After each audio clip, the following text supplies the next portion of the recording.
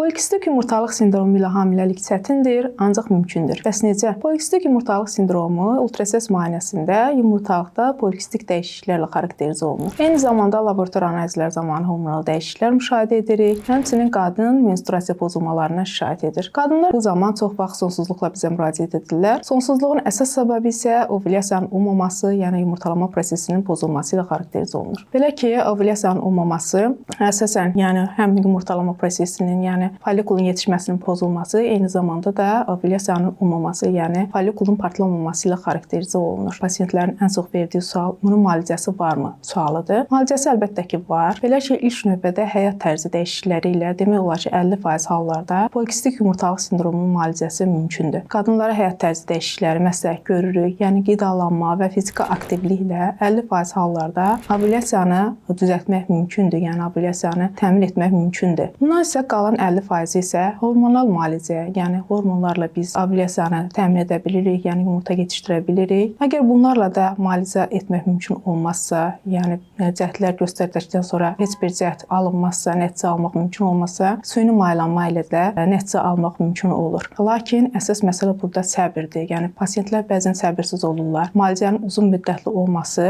onların səbirsiz olmasına və bir həkimi başqa bir həkimə dəyişməsinə səbəb olur. Yəni bir müalicəni başqa bir müalicə ilə əvəz etmələrinə səbəb olur. Bu isə müalicənin yarımçıq qalmasına gətirib çıxardır. Bu isə düzgün bir taktika deyil. Bütün pasientləri səbirli olmağa dəvət edirəm. Səbirli olsanız mütləq nəticə alacaqsınız.